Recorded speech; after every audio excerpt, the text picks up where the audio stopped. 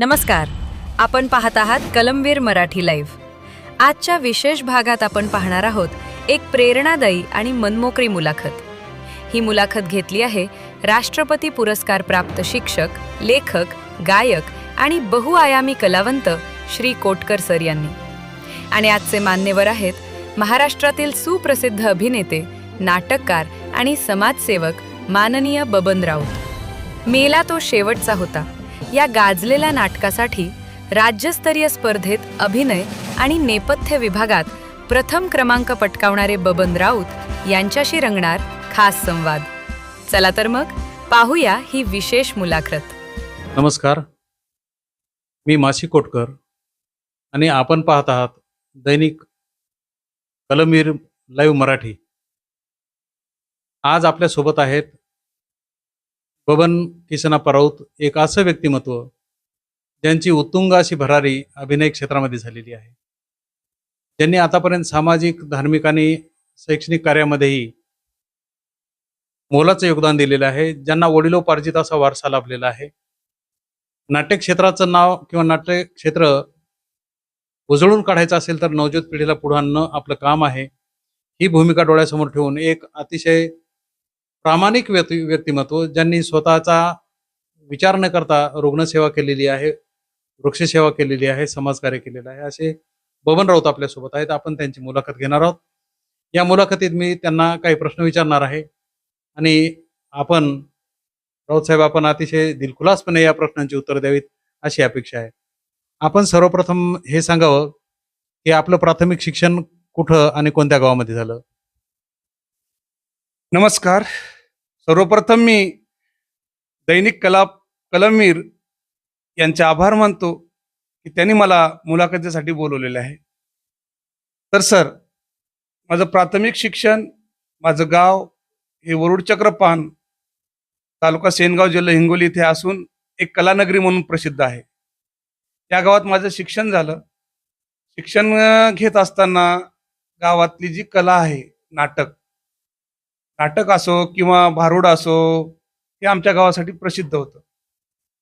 आणि हे बघत असताना एक वारसा म्हणून माझे वडील किसन मोतीरामप्पा राऊत हे फार मोठे एक नेपथ्यकार, एक कलावंत आणि एक सामाजिक कार्यकर्ते होते.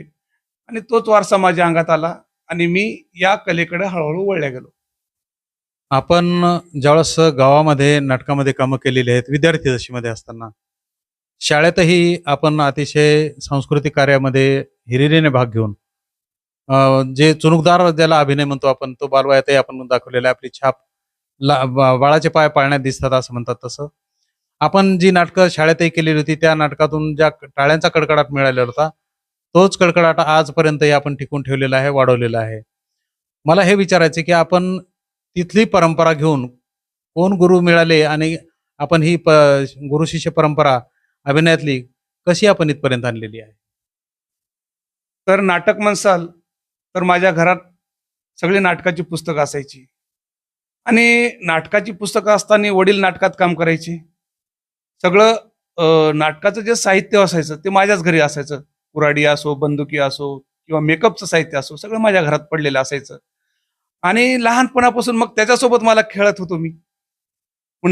वडील नाटकात काम करायचे म्हणून आम्ही बालवयातच अंगणात जसे लहान मुलं खेळपाणी खेळायचं तसं आम्ही नाटक करायचो, बाळ गोपाळ म्हणून. आणि तोच वारसा पुस्तक वाचताना ती आवड झाली की नाटकाची पुस्तक कशी आवडायची. आणि मग ती पुढे चालताना नाटकाची निवड करताना मला त्याचा एक मोठा फायदा झाला की स्क्रिप्ट कशी असावी. आणि तोच वारसा खरं जर म्हणलं तर वडील नाटकात काम करायचे आणि त्यावेळी माझ्या काळी काशीराम गणपती कोटकर हे फार मोठे दिग्दर्शक होते आणि आज आहेत ते. आणि त्यांनी मला एक दिवस बोलवलं नाटकासाठी की बाबा, आम्हाला एक स्क्रिप्ट निवडली आहे आम्ही आणि त्याच्यामध्ये 3 लेडीज कलाकार आहेत, 1 लेडीज कमी पडते. मी तुझ्या वडिलाची परवानगी घेतली आणि तू नाटकासाठी चल. तर मी नाही हो म्हणता माझी इच्छा होतीच की आपण नाटकात काम करावं, पण स्त्री भूमिका. मग मी तयार झालो आणि मग ती तयार झाल्याच्या नंतर मला वाटतं चंद्राची भूमिका होती. मला एक बेलभंडार म्हणून नाटक होतं आणि त्या बेलभंडारमध्ये चंद्राची एका मोलकरणीची भूमिका होती. साईड भूमिका होती. पण मी ती साकारली, की मी पुढे प्रेक्षकांनी मला दाद दिली आणि माझा उत्साह त्यात वाढला गेला. ती चंद्रा समाजात नाटकाच्या स्टेजवरचे वर कपडे काढून आपल्या रोजच्या ड्रेसमध्ये आल्याच्या नंतर ती चंद्रा लोकांच्या मुखामधून ऐकायला मिळत होती का? हो. मला रस्त्याने ज्यावेळेस मी नाटक केलं, दुसऱ्या दिवशी सकाळी गेलो, की सगळ्या बाया माझ्या ॲक्शन करायच्या आणि माझा उत्साह वाढत गेला, की एक लेडीज भूमिका असो का असेना, पण आपण ती साकारली आणि त्या काळात लेडीज भूमिकेला फार मान होता. इतर भूमिकाकडे त्या त्या भूमिकेकडे वेगळ्या नजरेने पाहायला जायचा. तिला सन्मान असायचा. आपण लेडीज भूमिका भरपूर केलेल्या आहेत. एक अंदाजे किती लेडीज भूमिका केल्या असतील? नाही, मी 3च भूमिका केल्या. 3 भूमिकामध्ये एक आमचे दिग्दर्शक के.जी. कोटकर यांनी लिहिलेलं एक माझा कुणा म्हणून मी, या नाटकात मी रुक्मिणीची भूमिका केली. त्याच्यानंतर दत्ता केशव लिखित माझा कुणा म्हणून मी या नाटकामध्ये माधवीची भूमिका मी की जी ही ते नाटकाची भूमिका मी सादर केली. आपण स्त्री भूमिका केल्याच्या नंतर पुरुष भूमिका करणं खूप अवघड आहे. आठवतं का आपल्याला की नेमकी कोणत्या नाटकामध्ये आपण पुरुष भूमिका केली? त्या नाटकाचे लेखक वगैरे काय आठवतंय? हो. पुरुष भूमिका करणं, त्या लेडीज भूमिका केल्यानंतर जे जेंट्स नाटकात काम करायचे त्यावेळेस त्यांना ते स्त्री भूमिकाचा तोच अभिनय पुढं यायचा म्हणून त्यांना ते घेत नव्हते परत. ती स्त्री भूमिका तिथंच संपून जायची आणि मग त्यांना साईडचे काम करावं लागत होते. पण माझी इच्छा तळमळ, कारण माझं वय वाढल्यानंतर, माझ्या स्किनचा प्रॉब्लेम आल्यानंतर मला ती भूमिका मिळाली नाही. पण माझं जे नाटकात मी जे गुंतलेलो होतो ते मन मला राहावे ना. मग मी परत दुसरी एक टीम तयार केली गावात आणि माझे मित्र माशी कोटकर, जे की आपण आहात समोर बसलेले, त्यांनी एक स्क्रिप्ट लिहिली होती. मला सांगा, तुम्ही सांगा कुठली? पूर्ण झाले 16. त्याच्यामध्ये मी ती भूमिका, पुरुषाची भूमिका मी तयार करून साकारली. पण फारशी एवढं मला प्रयत्न करावे लागले खूप. आणि त्याच्यानंतर दुसऱ्या वर्षी मग मी तयार झालो. आपण वरुड चक्रपाण या नाट्यभूमीमधून, रंगभूमीमधून संभाजीनगरला आलेत. तर इथं आल्याच्या नंतर या बजाज कंपनीच्या माध्यमातून किती नाटकामध्ये काम करण्याची संधी मिळाली आणि दिग्दर्शन किती नाटकाचं करता आलं? तर ती गावातली जी ओढ होती नाटकाची, मला बजाज ऑटोमध्ये नंतर नोकरी लागली, पण ती ओढ काही कमी झाली नाही. पण मी शोध घेत होतो की आपल्याला कुठे नाटकात काम करता येते का. तर मला समजलं की बजाज ऑटो हा राज्य नाट्य स्पर्धेत, कामगार कल्याण नाट्य स्पर्धेत आणि औद्योगिक नाट्य स्पर्धेत सहभागी असतो स्पर्धेमध्ये. आणि मग ते मी शोध घेतला आणि तिथपर्यंत पोहोचलो. पण तिथे गेल्याच्या नंतर फार ते दिग्गज कलाकार होते आणि मी एक गावातून गेलेला साधा कलावंत. तिथे मी 10 वर्ष संघर्ष केला की मला नाटकात जायचंय, पण ते मला काही एंट्री मिळत नव्हती. पण 10 वर्षानंतर सहज माझे मित्र शिवाजी मिस्त्री त्यांनी एक नाटक घेतलं होतं, विठ्ठल गजर. तर गजरमध्ये एक टाळ वाजवायची भूमिका होती. म्हणजे तिथं सगळे होते पण ओरिजिनल ऍक्शन येत होती सगळं, पण टाळ वाजवता येत नव्हता. मी सहज गेलो आणि बसलो तिथे, प्रॅक्टिस चालू होती आणि टाळ वाजवला. तर ते म्हणजे याला टाळ वाजवता येते, अरे याला घ्या नाटकात. म्हणजे टाळ वाजवण्यासाठी गेलो आणि मग त्या वर्षी नेपथ्यात सहकलाकार म्हणून मी ते नेपथ्य करू लागलो. आणि मी नेपथ्य करत असताना त्या वर्षी नेपथ्याला राज्यातून प्रथम नंबर आला आणि म्हणले हा कामाचा मुलगा आहे. त्याला समाजानं टाळलं किंवा टीमनं टाळलं, पण टाळानं टाळलं नाही. टाळामुळं टळलं. हे टाळाचा महिमा विठ्ठल या नाटकातून. राऊत सर, मला एक प्रश्न विचारायचा आहे या अनुषंगाने, की आपण ज्या नाटकामध्ये कामं केलेली ही नाटकं माणसाच्या काळजाला पीळ घालणारी आहेत, माणसाला धाय कोलमडून रडायला लावणारी आहेत. असे संवेदनशील असे विषय निवडलेले आहेत. आपण पारद असेल, विठ्ठल तो आला असेल, विठ्ठल असेल, किंवा तुमचा मेला तो शेवटचा होता, हे अशी जे नाटकं आपण निवडलेले आहेत, तर हे नाटकं निवडण्याच्या पाठीमागचा उद्देश काय आहे?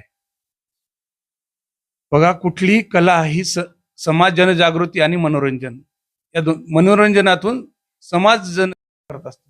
आपण जी नाटकं केलेली आहेत, जे प्रयोग सादर केलेले आहेत, आपले प्रयोग पाहण्यासाठी नांदेडचे जिल्हाधिकारी, मुद्रांक जिल्हाधिकारी महेश वडतकर त्यांनी भरभरून कौतुक केलं आणि डोळे सुद्धा स्वतः पुसले होते त्यांनी. एवढं काय आहे की या नाटकामध्ये आणि आपण जे नेपथ्य केलेलं आहे, हे नेपथ्य राज्यस्तरावर कधीही पहिलं आलेलं आहे. कालच आपला निकाल लागलेला आहे की आपल्या मेला तो शेवटचा होता या नाटकाला राज्यस्तरावर पहिलं पारितोषिक मिळालेलं आहे. नेपथ्य ही गोष्ट लेखकांच्याही डोळ्यात नसते, मनात नसते, पण ती आपण साकार केलेली ही गुपित आणि हे वैशिष्ट्य काय आहे? नेपथ्य सर्वप्रथम मी श्री महेशराव वडतकर यांचे धन्यवाद मानतो की त्यांनी नांदेड इथून माझं नाटक बघायला आले. तर हे महेशराव आमच्या वरुड नगरीचेच आहेत. त्यांनी बाल कलाकार म्हणून अपराध मीच केला या नाटकात काम केलं आणि पुढं त्यांचं शिक्षण आणि परिस्थिती यांचा संघर्ष करत करत ते जिल्हाधिकारी झाले. पण त्यांची जी ओढ होती नाटकातली, कुठलाही कलाकार एकदा तुम्ही नाटकात जा, तुम्ही जोपर्यंत जात नाही तोपर्यंत तुम्हाला नको वाटतं तुम्ही, आणि त्या क्षेत्रात गेल्याच्या नंतर ती कला, ती ओढ आपल्याला कायम राहते आणि त्याविषयी नेहमी आकर्षण असतं. म्हणून मला प्रोत्साहन देण्यासाठी ते नांदेडून संभाजीनगरला आले, हे त्यांचे आभार. समाजात एक कुटील असं एक वाक्य उच्चारलं जातं की हे लोक नाटके आहेत. ही नाटक कंपनी आहे, नाटक कंपनीत भाग घ्या, हे नाटक कंपनीत शोभतात. तो उपरोधी केलेला उच्चार, उपरोधी केलेली कल्पना आणि प्रत्यक्षात नाटक म्हणजे जीवन आणि जीवन म्हणजे नाटक, यावर आपण काय शब्द बोलाल? हे बघा, नाटक म्हणजे नक्कल. समाजात प्रत्येकाच्या वेगवेगळ्या प्रवृत्ती आहेत की तुम्ही कसे वागता. एखादा विलन असेल, तो गावात का त्रास देतो, त्याची नक्कल करणं, हेच म्हणजे नाटक आहे. आणि नाटकी म्हणजे काय हो, सगळेच नाटकी आहेत का नाही? प्रत्येकाच्या अंगात नाटक भरलेलंच असतं, फक्त दिसत नाही. तो गुण फक्त कलाकाराला दिसतो, तो स्टेजवर सादर करणं. राऊत सर, आपण आतापर्यंत केलेल्या ज्या नाटकामध्ये भूमिका आहेत, त्या नाटकांची सलग आपण काही नावं सांगितली तर बरं वाटेल. मला फारशी आठवणार नाही, कारण मी जवळजवळ 37 नाटकात काम केले. पण पहिले नाटक कधीच कोणी विसरू शकत नाही, जे वरुड नगरीत मी केलेलं आहे, ते बेलभंडार, माझा कुणा म्हणून मी, त्याच्यानंतर का गरिबाचे रक्त पिता, त्याच्यानंतर आमचं हे हास्य सगळ्यात महत्वाचं. त्याच्यानंतर इथं आल्याच्या नंतर पहिलं नाटक होतं गजर, याचक, गेले द्यायचे राहुनी, मला फारसे आठवणार नाहीत. पण शेवटची नाटकं मी दिग्दर्शन केलेलं धर्मदंड, पारद, विठ्ठल विठ्ठल आणि मेला तो शेवटचा, असे 37 नाटकं, असे बरेच नाटकं आहेत की ती क्रमवारी मी लावू शकत नाही. आपल्या मेला तो शेवटचा होता या नाटकाच्या नेपथ्याला आणि अभिनय, दिग्दर्शन, रंग, प्रकाश काय म्हणूया संयोजन, या सगळ्यांना बक्षीस मिळाले. या नाटकाबद्दल आपण काय बोलाल? सर्वप्रथम मी बजाज ऑटो आणि बजाज ऑटो कला विभाग आणि बजाज ऑटोतील कलाकारांचं आभार मानतो की त्यांनी मला खरंच सहकार्य केलं, मला पाहिजे ती सुविधा उपलब्ध करून दिली आणि पाहिजे ते मला नेपथ्यासाठी पाहिजे ते साहित्य जे बजाज ऑटोने दिलेलं आहे. आणि ज्या एखादा तुम्ही कुठली कला सादर करता, जर तुम्हाला जे साहित्य पाहिजे ते उपलब्ध झालं तर त्यातून निश्चितच चांगली कलाकृती निर्माण होते.